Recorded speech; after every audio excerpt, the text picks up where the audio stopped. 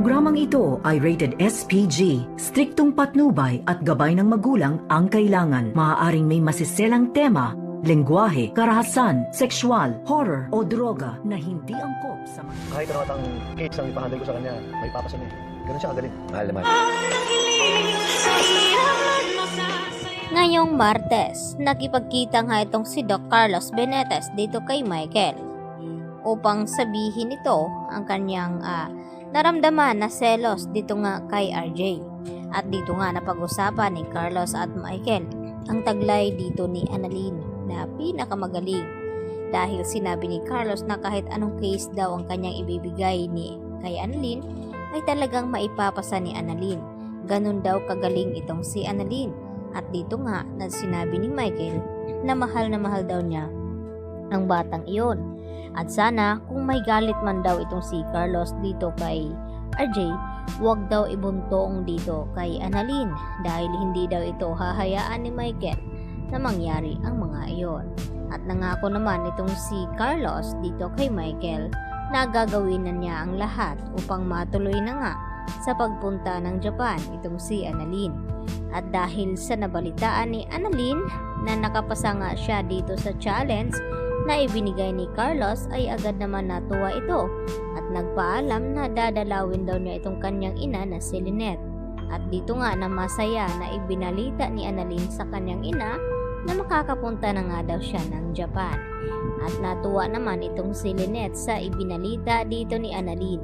Kaya agad na payakap itong si Annalyn dito sa kanyang ina na si Lynette.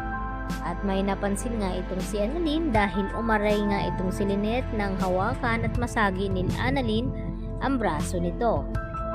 At nang tingnan ni Annalyn kung ano nangyari sa braso ni Lynette ay dito naman na sinabi ni Lynette na hindi daw iyon sinasadya na masugatan siya dito ni Carlos Benitez at hindi na nabanggit ni Lynette kung ano ang dahilan. Sa kabilang banda, nagpaplano naman itong si Eric at itong si Justin kung papaano daw nila umpisahan ang pagpapabagsak dito sa Apex Hospital. At dito nga na sinabi ni Justin sa kanyang ama na alam daw niya kung papaano na babagsakin itong si Giselle na nararapat lamang daw sa kanya dahil sa ginawang pang-iwan ni Giselle sa kanyang anak at napunta dito sa mga masasamang umampon dito kay Justin. At yun nga ang dahilan na kung bakit hanggang ngayon ay natroma nga ng husto itong si Justin sa mga kamay ng mga umaampon nga dito sa kanya. Subalit dahil nasa comatose pa itong si Don Pepe ay hindi naman sukat akalain dito ni Giselle at RJ na mayroon ngang muling magbabalik sa inaakala na wala na ito. At nababalitaan nga ng dating asawa dito ni Don Pepe na may nangyari nga dito sa matanda.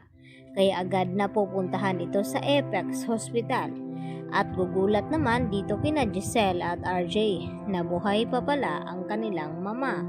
At nagtataka ito na kung bakit anong nangyari dito kay Joselito na kung bakit nakumatos ito. At dito naman na ipinaliwanag ni Giselle at RJ kung ano talaga ang tunay na dahilan na nasangkot nga ito sa kidnapping itong si Don Pepe. At hindi lang iyon dahil natagpuan nga ito sa bangin kaya nagkaroon ng injured ang brain nito at humantong sa pagiging comatose.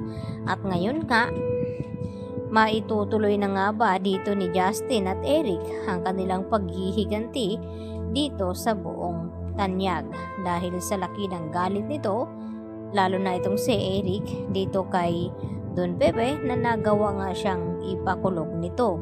At pinagsisihan naman iyon ni Don Pepe dahil humingi nga siya ng tawad dito kay Eric nung ito'y nasa US at matagpuan nga at mahanap itong si Justin roon.